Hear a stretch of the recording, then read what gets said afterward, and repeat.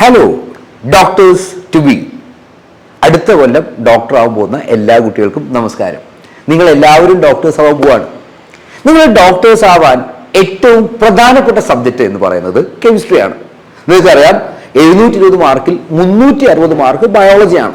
അപ്പോൾ 360-ൽ 360 വാങ്ങുന്ന ഒരുപാട് കുട്ടികളുണ്ട്. NCERT ടെക്സ്റ്റ് ബുക്ക് നന്നായി വായിക്കുകയും ഡോപ്പയുടെ ക്ലാസ്സുകൾ നന്നായി കേൾക്കുകയും വേണ്ടത്ര ക്വസ്റ്റ്യൻസ് അറ്റൻഡ് ചെയ്യുകയും നമ്മുടെ പരീക്ഷകളൊക്കെ നന്നായിട്ട് എഴുതുകയും ചെയ്താൽ ബയോളജിയിൽ 360 എന്തായാലും കിട്ടും. ഇനി നീറ്റ് കിട്ടാൻ നമുക്ക് വേണ്ട ഏറ്റവും പ്രധാനപ്പെട്ട കാര്യം കെമിസ്ട്രിയിൽ 150-ൽ മാക്സിമം മാർക്ക് സ്കോർ ചെയ്യുക എന്നുള്ളതാണ്.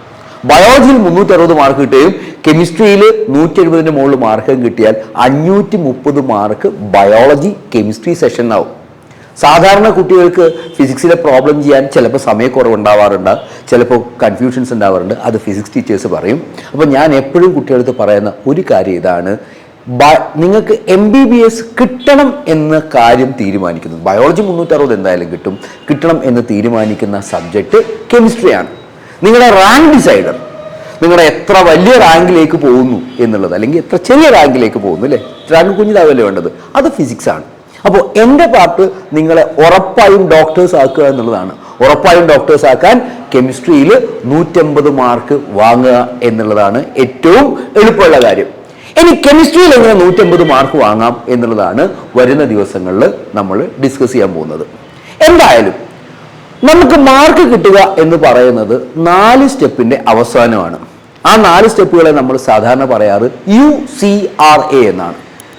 1ാം സ്റ്റെപ്പ് അണ്ടർസ്റ്റാൻഡിങ്, 2ാം സ്റ്റെപ്പ് കസ്റ്റമൈസേഷൻ, 3ാമത്തെ സ്റ്റെപ്പ് റിവിഷൻ ഓർ റിറ്റൈനിങ്, 4ാം സ്റ്റെപ്പ് ആപ്ലിക്കേഷൻ.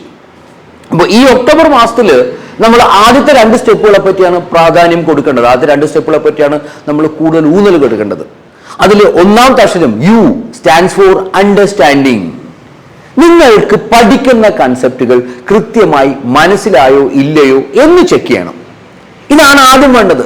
നമുക്ക് മനസ്സിലായോ ഇല്ലയോ എന്ന് ചെക്ക് ചെയ്യാൻ കാര്യങ്ങൾ വളരെ എളുപ്പമാണ്. നിങ്ങളൊരു കൺസെപ്റ്റ് കേൾക്കുക. ഡോപ്പയുടെ ആപ്പിൽ നിന്ന് കൺസെപ്റ്റ് കേൾക്കാൻ നിങ്ങൾക്ക് 1 പ്രാവശ്യം 2 പ്രാവശ്യം 3 പ്രാവശ്യമൊക്കെ കേൾക്കാനുള്ള സൗകര്യമുണ്ട്. ഒരു 10 മിനിറ്റ് കൺസെപ്റ്റ് കേട്ടതിന് ശേഷം നിങ്ങളത് സ്വയം ഒന്ന് പറഞ്ഞു നോക്കിക്കേടാ മക്കളെ.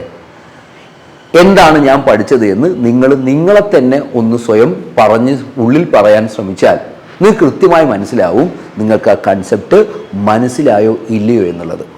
നമുക്ക് ബൈഹാർട്ട് പഠിച്ച് പറയാൻ പറ്റും, നമുക്ക് വേണമെങ്കിൽ ബൈഹാർട്ട് പഠിച്ച് എഴുതാൻ പറ്റും. പക്ഷെ നിങ്ങൾക്ക് സ്വയം നിങ്ങളെ തന്നെ കൺവിൻസ് ചെയ്യാൻ പറ്റിയാൽ, നിങ്ങൾക്ക് സ്വയം ആ പറയുന്ന ടോപ്പിക്കിനെ പറ്റി പറയാൻ പറ്റിയാൽ നമുക്ക് ഉറപ്പായിട്ടും മനസ്സിലായി ആ പാഠഭാഗം മനസ്സിലായോ ഇല്ലയോ എന്നുള്ളത്.